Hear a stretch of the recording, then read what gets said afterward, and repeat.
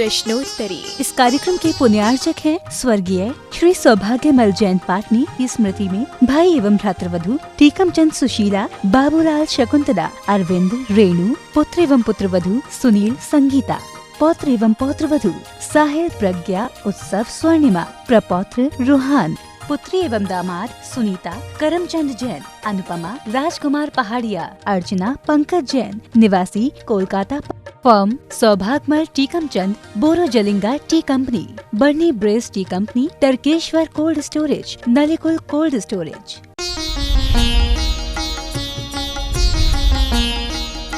सुधा प्रश्नोत्तरी। नमोस्तु गुरुदेव, अनंत चतुर्दशी की कोई कथा है क्या? अनंत चतुर्दशी की एक कथा आती है। कई लोग अनंत चतुर्दशी का व्रत भी करते हैं और वो कथा व्रत कथा को उसके अंदर है, आप उसको देख लेना, क्योंकि उसकी कथा का एक व्रत कथा, एक अनंत चौदश नाम का व्रत भी है, कथा भी है। नमोस्तु गुरुदेव, पति पत्नी में अत्यंत कोशिश करने के बाद भी जब तालमेल नहीं बैठता है तो क्या कदम उठाने चाहिए? तुमने जबरदस्ती तालमेल बैठाला क्यों? गलती तुम्हारी है। कर्म ने मम्मी से तालमेल बैठाला था, कर्म ने मम्मी से तालमेल बैठाला था। बहन हो तो बहन से तालमेल बैठाला था। तो कर्म ने तुम्हारे आने के पहले जितने संबंध बनाए थे, कर्म ने तो उनसे कुंडली मिला दी थी। अब तुमने ये नया प्रपंच रोप लिया तो मैं कर्म करे क्या बेचारा? कर्म ने तो ये तालमेल नहीं बैठाला था, ये तो तुम्हारी खुद ने बैठाला, खुद निपटो। नमोस्तु गुरुदेव, भगवान के वक्ष स्थल पर फूल क्यों बना रहता है? एक श्रीवत्स चिन्ह कहलाता है, एक शुभ संकेत होता है। पूरे शरीर में सबसे ज्यादा एनर्जी वहीं होती है। सबसे 3 स्थान एनर्जी के होते हैं। एक मस्तिष्क का मध्य भाग, दूसरा श्रीवत्स चिन्ह, तीसरा नाभि। ये 3 स्थान भगवान के सबसे ज्यादा एनर्जिस्ट होते हैं। और जब तीनों स्थान एक धारा में मिल जाते हैं, उसी समय केवल ज्ञान की उत्पत्ति हो जाती है। श्वास जो अपनी चलती है नाभि से चलती है। सामान्यतः नाभि से चलने के बाद वो छिद्र देखती है। जैसे पाइप में पानी बहता है ना, तो बहते समय पानी को छिद्र देखता है, वो धरता मुड़ जाता है। अपन लोगों की जो श्वास है वो यहाँ से निकलती छिद्र ढूंढती है, कितनी जल्दी हम बाहर निकलें, कितनी जल्दी। तो वो श्वास अपने जैसे गले में आती है, खुला हुआ नासिका मिल जाती है, मुख मिल जाता है, तुरंत यहाँ से फट निकल जाती है। लेकिन जो महान आत्माएं होते हैं वो श्वास को रोकते हैं, श्वास को गाइड करते हैं, श्वास को दिशा देते हैं। पूज्य योगेंद्र स्वामी परमात्म प्रकाश के अंदर 2 गाथाएं दी अपभ्रंश भाषा की, और वे अपने श्वास को एक गति देते हैं और उस गति को ऊर्ध्वगामी करने का प्रयास करते। श्रीवत्स से टकरा करके सीधी उसको रास्ते में जो उसको होल मिले ना, 2 मुख का और नाक का, उस होल खुले रहते हैं होल, लेकिन उनमें जाने नहीं देते। उसकी गति इतनी तेज कर देते हैं, इतनी तेज कि वो छेद से नहीं जाकर के प्रभाव से सीधी निकल जाती है और ब्रह्मरंध्र से निकलती है। इसलिए और मूर्ति के अंदर भी सबसे ज़्यादा पावर 3 स्थानों पर होता है। यदि अभिषेक का जल ब्रह्म स्थान पर डाला जाए, श्रीवत्स को छू पे निकले और नाभि को स्पर्श करके निकले और बाद में बनी हुई श्री को स्पर्श करके निकले, वो गंधोदक बहुत पावरफुल होता है। तो ये तीनों एक बहुत बड़ी एनर्जी केंद्र होते हैं। तीनों स्थान आध्यात्मिक दृष्टि से, सिद्धांत की दृष्टि से, मनोविज्ञान की दृष्टि से, भौतिक दृष्टि से भी महत्वपूर्ण माने जाते। भौतिक दृष्टि से इसलिए सब मस्तिष्क को मूल मानते, हृदय को मूल मानते हैं और नाभि को भी मूल मानते हैं। सारे विज्ञान डॉक्टर, आपको मालूम है, नाभि खिसक जाती है तो धड़र बोलते हैं, धड़र सब कुछ, और हार्ट बिगड़ जाए तो, और मस्तिष्क बिगड़ जाए तो, पूरे शरीर में ये 3 स्थान अपने डॉक्टरी पैटर्न में भी महत्वपूर्ण होते हैं। हमारी धार्मिक दृष्टि में तो सबसे बड़ा तो जो कहीं भी और कहीं देखने को नहीं मिला है, परमात्म प्रकाश के वो 2 श्लोक हैं कि जब शुद्धोपयोग व्यक्ति को होता है तो केवल ज्ञान के एक अंतर्मुहूर्त उनकी जो प्राणवायु है ऊर्ध्वगामी हो जाती है। ऐसे नमोस्तु गुरुदेव, बालक के 8 वर्ष होने के बाद पिता को क्या कर्तव्य निभाना चाहिए? बता दिया, बहुत बार बता दिया। 8 वर्ष के बाद अपने कितने बार बताऊँगा, बार बार बताना उचित नहीं रहता। संयुक्त लाभ क्रिया जो है वह करना चाहिए। 8वें वर्ष अंतर्मुहूर्त बाद गाजे बाजे के साथ, परिवार के साथ, अष्टद्रव्य का थाल भर के, विधान की पूरी सामग्री लेकर के सब लोग अपने साथ मंदिर में जावें। मंदिर में जाकर भगवान का अभिषेक, शांति धारा पूजन करें और पंचों के सामने बैठकर, कमेटी वहाँ उपस्थित हो, उनके सामने बैठकर भगवान के सामने उस बालक को जैन धर्म, जैन कुल की शिक्षा दें। सच्चे देव शायद गुरु का परिचय कराएं, कुगुरु कुदेव कुशास्त्रों का त्याग कराएं, 3 मूर्ताओं का त्याग कराएं और ऐसा त्याग करा के सच्चे देव शायद गुरु का संक्षिप्त स्वरूप बता करके उससे कहलवाएं मुँह से कि आज के बाद मेरे सच्चे देव शायद, सच्चे देव अरहंत होंगे, सच्चे गुरु निर्ग्रंथ होंगे, सच्ची जनवाणी जिनेन्द्र देव के मुख से निकली हुई अहिंसामय वाणी होगी, यही मेरे 3 आधार होंगे। और उसके बाद उसको अष्टमूल गुण दिए जाएं, मध्य मधु मकार आदि, और विशेष रूप से रात्रि भोजन आदि को त्याग कराए जाएं, तो बहुत अच्छा है। ऐसे नियम दिला करके उसको वहाँ से फिर समाज उसको स्वीकार करती है। आज से हम आपको जैन समाज में स्वीकार करते हैं, जैन समाज का वो सदस्य बन जाता है। सम्यक तो लाभ क्रिया बोलते हैं इसे। और मुनिराज आदि यदि हैं तो उसको बड़े उससे शुद्धि के साथ उसको आहार दिलवाना चाहिए। आज ये पहले दिन महाराज को आहार दे रहा है, तो इस प्रकार। नमोस्तु गुरुदेव, धार्मिक क्रियाओं के समय जिनको पूजन पढ़ना नहीं आता वे क्या करें? जिनको पूजन पढ़ना नहीं आता है वो सुनना तो आता है, तो सुनो। एक बार हम पूजा के नियम दे रहे थे। बहुत सबसे पहला है, संभवतः पूज्यवर के आशीर्वाद से हमारा चतुर्मास, पहला चतुर्मास मेरा मुगावली हुआ था। मुगावली में हम सब बच्चों को नियम दे रहे थे। तो एक फट्टा जी थे, वो बाजा खूब जोर से बहुत जम के बजाते थे, दोनों हाथ से बजाते थे, पता नहीं कितने, लेकिन वो पढ़े लिखे। जब वो उनका नंबर आया तो बोले महाराज जी मुझे तो कुछ आते ही नहीं है, कुछ भी नहीं आता, मैं पूजा का नियम कैसे लूँ? तो मैंने कहा तुम्हारे लिए कुछ नहीं करना, 8 द्रव्य तो जानते हो? बोले वो जानता हूँ। 8 द्रव्य उठा करके इस थाली का इस थाली में रखाना बस। ओम ह्रीम भी बोल के ना बोले, वाले ये भी नहीं बोलेगा मुझे। जलम जय हो भगवान, चंदनम जय हो भगवान, 8 बार भगवान की जय बोल देना, इस थाली का उस थाली में उठा के रख देना, तुम्हारी यही पूजा है। तो नहीं आता बहाने मत बनाओ, तरीके बहुत हैं। सुनना आता है सुनो, देखना आता है देखो, कुछ तो करो ऐसा। नमोस्तु गुरुदेव, विभिन्न व्रत लेने की तिथियां होती हैं, तो भक्तामर जी व्रत लेने की भी कोई तिथि है या कभी भी कर सकते हैं? भक्तांबर आदि के व्रत कभी भी कर सकते हो। पंचम काल के जितने व्रत हैं उनकी कोई विशेष तिथियां नहीं होती। नमोस्तु गुरुदेव, स्वप्न में बार बार सफेद सर्प दिखाई देते हैं, क्या करें? कुछ नहीं कर सकते, आप अच्छे भाव से सोइए। हालांकि सफ़ेद दिख रहा है इसलिए ज़्यादा कोई खतरनाक नहीं है, लेकिन फिर भी आप अपने विशुद्ध भाव के साथ सोइए, धीरे धीरे खत्म हो जाएंगे, घबराने की जरूरत नहीं है। नमोस्तु गुरुदेव, अंजन चोर नमोकार मंत्र सिद्ध करने से मोक्ष चला गया, तो उसने जो पिछले समय में पाप किए थे वह उदय में कैसे आएंगे और उसे पाप कब भोगने पड़ेंगे? कभी क्या होता है, पाप व्यक्ति कर लेता है, लेकिन पाप के बाद वो इतना बड़ा पुण्य कर लेता है कि वे पाप क्षण मात्र में धुल जाते हैं। हमारे यहाँ पूज्यवर मानतुंग आचार्य महाराज ने भक्तांबर में कहा कि ये कर्म कैसे हैं। पूरी रात भर का फैला हुआ अंधकार सुबह की किरण निकलते ही क्षण मात्र में गायब हो जाता है। अंधकार कब का था? पूरी रात भर का फैला हुआ अंधकार था, लेकिन जैसे सुबह एक किरण भर निकली और सारा अंधकार प्रलय को प्राप्त हो जाता। ऐसा ही जब कोई ऐसा प्रकाश, अंजन चोर ने, उसके पापों का अंधकार पूरी जिंदगी भर का था, लेकिन उसने ऐसे सूर्य का उदय किया, ऐसे भेद विज्ञान का उदय किया, ऐसी श्रद्धा का उदय किया, ऐसे चारित्र का उदय किया कि वो जिंदगी भर का पाप रूपी अंधकार एक क्षण में पलायन हो गया और उसको केवल ज्ञान प्राप्त हो गया। उसके अतीत के पापों को तो अपन देख रहे हैं, उसके समर्पण को तो देखो। आज तक कौन व्यक्ति है जो नमोकार मंत्र के लिए कच्चे धागों की डोलची पे बैठ जाए और नीचे तलवारें और आग लगी हो, ये भी तो देखो। ये आज तक कोई नहीं कर पाया, कोई दूसरा उदाहरण नहीं आता। पाप देख लिया, लेकिन उसका समर्पण देखो, दूसरा समर्पण देखो। कितने पाप करने के बाद भी उसने एक अंतर मुहूर्त में अपने मन वचन काय को रोक करके और आत्मा में चला गया।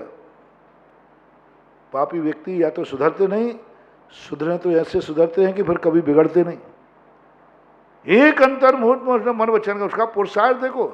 सबसे बड़ी प्रशंसनीय बात है कि इतने बड़े निकृष्ट आदमी ने एक अंतर मुहूर्त के अंदर अपने मन वचन काय की गुप्ती करके और केवल ज्ञान प्राप्त कर लिया। इसलिए उसको कोई पाप मिलने वाला नहीं, सब नष्ट को प्राप्त हो गए। नमोस्तु गुरुदेव। पद्म पुराण के अनुसार रावण के वक्षस्थल पर श्री वत्स का चिन्ह था, तो क्या तीर्थंकरों के अलावा महापुरुषों के वक्षस्थल पर भी ये चिन्ह होता है? बहुत सारे शास्त्रों में चिन्ह का उल्लेख मिलता है। राजा अरविंद को भी वत्स का चिन्ह था, उसको देख करके हाथी आदि को जाति स्मरण हो गया था। तो ऐसा उल्लेख मिलता है कि अन्य लोगों को भी होता है। नमोस्तु गुरुदेव। तन की दुर्बलता को सब देख लेते हैं, पर मन की दुर्बलता को कोई नहीं देख पाता। मन की दुर्बलता केवल स्वयं ही देख सकते हैं। इस दुर्बलता को दूर कैसे करें? मन की दुर्बलता है ही नहीं, वो तो हमारी कमजोरी है। हम मन को दुर्लभ बनाते, मन को हम इतने ज़्यादा समस्याओं से ग्रसित कर देते हैं, मन पे हम इतना बोझ डाल देते हैं कि मन घबरा जाता है। जैसे बच्चों को यदि तुम अति बोझ डाल दोगे, वो घबरा जाएंगे, रो पड़ते हैं। इसी प्रकार ये मन है, मन पे हम इतनी महत्वाकांक्षाएं पाल लेते हैं, इतना लोड उस पर डाल देते हैं कि मन घबरा जाता है कि आखिर मैं क्या क्या पूरी करूं। इसलिए मन में उतनी ही इच्छाएं करो जितना मन शाम को शांत हो सके। उतने ही सुबह मन को काम दो कि वो शाम को आकर के विश्राम कर सके। उतनी ही समस्याएं दो कि शाम को सोने के बाद वो सुबह फ्रेश होकर उठ सके। हमने तो इतनी समस्याएं लाद रखी हैं, इतनी इच्छाएं, इतनी भावनाएं, इतने टेंशन, इतनी समस्याएं, तुम्हें पता नहीं क्या क्या टेंशन है। तुम्हें यही टेंशन है कि पड़ोसी का इतना अच्छा कार्य क्यों चल रहा है, अब लोग मन पे यही टेंशन डाल दिया। तुम्हें यही टेंशन है कि पड़ोसी की अभी नई गाड़ी आई है, क्यों आ गई। तुम्हें यही टेंशन है कि पड़ोसी के यहाँ बहुत अच्छा कार्य चल रहा है। तुम्हें यही टेंशन है कि हम पड़ोसी के यहाँ सब कुछ अच्छा क्यों, बीमार क्यों, वो स्वस्थ क्यों है। तो ये सारे टेंशन ऐसे हैं जिनका कोई आधार नहीं। अरे भाई, उसका पुण्य है कि उसके यहाँ ये हो रहा है, लेकिन प्राय 99% लोग पड़ोसी की बढ़ोतरी से टेंशन में आ जाते हैं, नींद हराम कर देते हैं। आखिर वो इतना, उसके पास इतना धन दौलत क्यों बढ़ रहा है, कैसे बढ़ रहा है। तो अब ये जो वादुरेशन है, ये मन के ऊपर इतना डाले कि मन दुर्लभ हो जाता है। मन इन इच्छाओं की चिंतन करते करते इतना दुबला हो जाता है कि फिर वो कुछ भी सोचने के योग्य ही नहीं बच पाता। नमोस्तु गुरुदेव। सम्यक दर्शन एवं सम्यक ज्ञान को रत्नत्रय कहा जाता है और देव गुरु एवं शास्त्र को भी रत्नत्रय बोलते हैं, तो दोनों में सही क्या है? वो रत्नत्रय 3 हैं, रत्न इनके किसी को भी दो, रत्नत्रय किसी को भी मिल सकते। इसलिए हमारे शास्त्रों में रत्नत्रय तो संख्यावाचक है। रत्नत्रय को मोक्ष मार्ग नहीं कहा। सम्यक दर्शन ज्ञान चारित्राणि मोक्ष मार्ग। अब ये 3 हैं, इसलिए अपनी भाषा में उसको रत्नत्रय बोलते हैं, बाकी कोई औचित्य नहीं। नमोस्तु गुरुदेव। कोई व्यक्ति जुए सट्टे आदि का व्यापार करता है और प्रतिमा बैठाता है, क्या ये उचित है? इसके लिए क्या एक्शन लेना चाहिए? सामाजिक व्यवस्थाएं हैं, तात्कालिक क्या परिस्थितियां हैं, क्या है, उस सब पर विचार किया जाता है। इसको कोई सार्वजनिक मार्शल लॉ लागू नहीं किया जा सकता, क्योंकि कोई कहीं ना कहीं से सटोरिया है। कोई ना कोई शेयर से कर रहा है, कोई डब्बा से कर रहा है, कोई पता नहीं कितने चलते हैं। अब ये तात्कालिक परिस्थितियां देख करके ही निर्णय करना चाहिए। इस पर कोई आगम में कोई एकदम ऐसा कोई आदेशात्मक कोई वचन तो आया नहीं है जिसको हम यहाँ फरमान जारी कर दें देख करके तात्कालिक कह दें। अति बदनाम शुदा है, समाज में भी बदनामी है, सबको तरफ है, तो थोड़ा सोचना चाहिए, उस समय ऐसे को दूर रखना चाहिए। परिस्थितियाँ देखिए इसमें।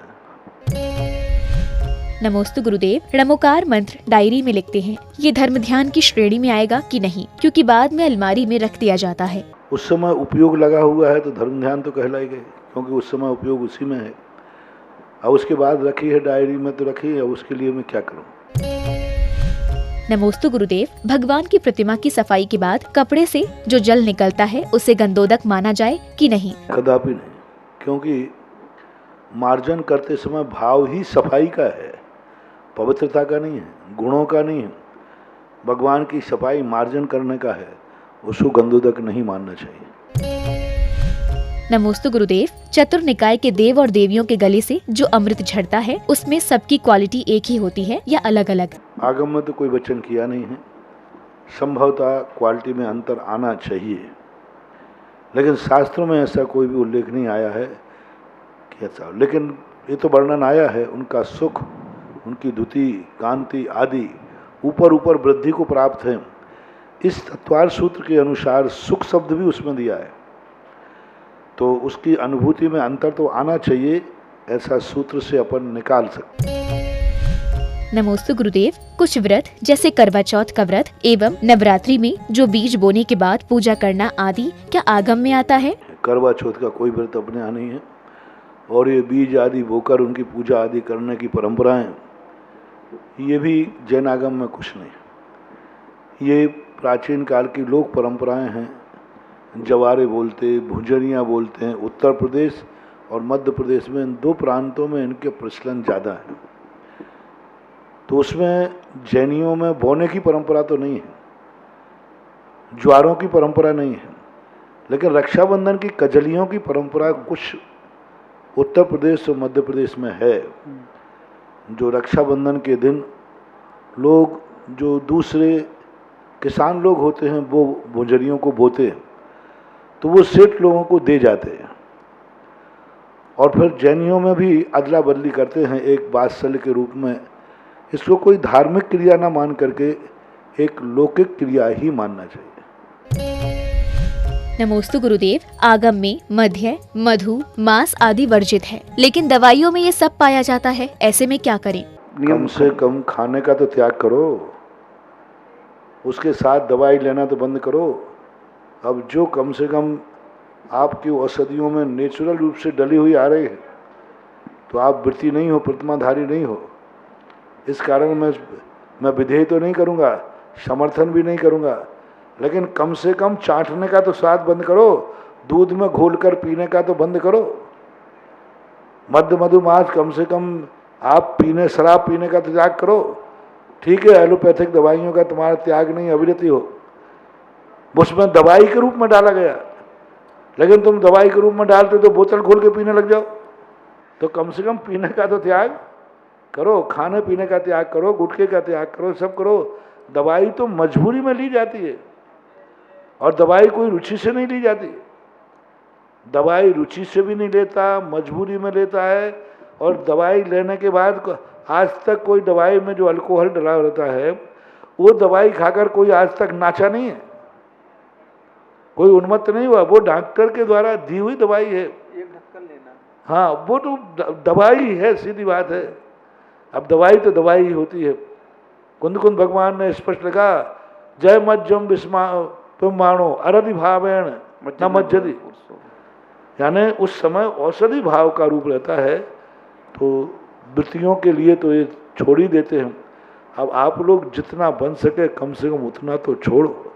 एक मछली छोड़ी तो है ऐसा।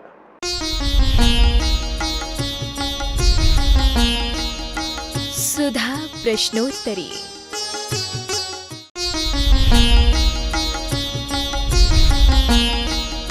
सुधा प्रश्नोत्तरी। इस कार्यक्रम के पुण्यार्जक थे स्वर्गीय श्री सौभाग्यमल जैन पाटनी की स्मृति में भाई एवं भ्रातृवधु टीकमचंद सुशीला, बाबूलाल शकुंतला, अरविंद, रेणु, पुत्र एवं पुत्रवधु सुनील, संगीता, पौत्र एवं पौत्रवधु साहिल, प्रज्ञा, उत्सव, स्वर्णिमा, प्रपौत्र रुहान, पुत्री एवं दामाद सुनीता, करमचंद जैन, अनुपमा, राजकुमार पहाड़िया, अर्चना, पंकज जैन, निवासी Kolkata, firm Saubhagyamal Tikamchand, Borojalinga tea company, Burnie Braes tea company, Tarkeshwar cold storage, Nalikul cold storage.